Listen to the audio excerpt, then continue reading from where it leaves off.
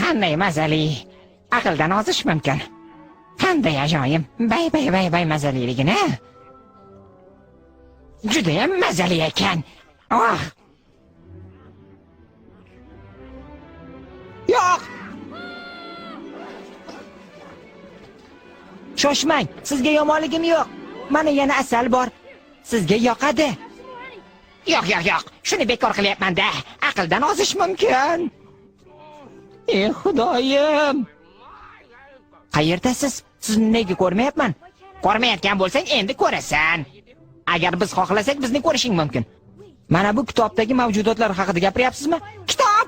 Xo'jayin, kechirasiz. Men ishonchingizni oqlay olmadim. Sizning aytganlaringizni qila olmadim. Bu dahshatli o'zginasi. Uni shuncha yil qo'rqlagandim-a. U sandiqda yotgandi. Sen esa uni topib olibsan.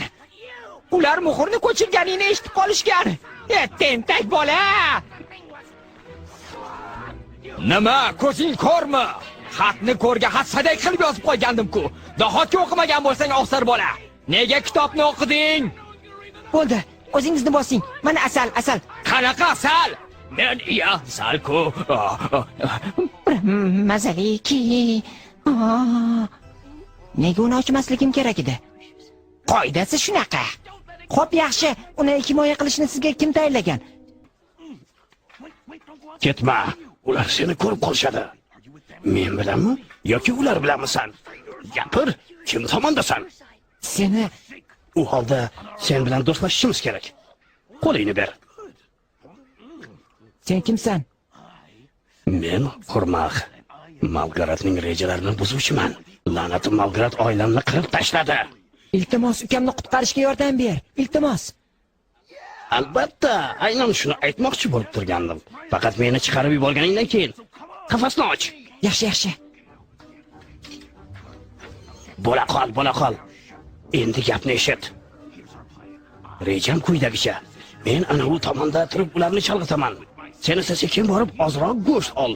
Shu orada mahluqlarni pichoq bilan tinchit. Nima? Qanaqa mahluq? O'g'irlarni aytyapman. Men ukamni qutqarmoqchiman. Ukangnimi? Yaxshi, agar biz ularni tinchitsak, ukangni qutqarishimiz oson kechadi. Hammasi joyida bo'ladi. Ko'rgichini tashlab yubor.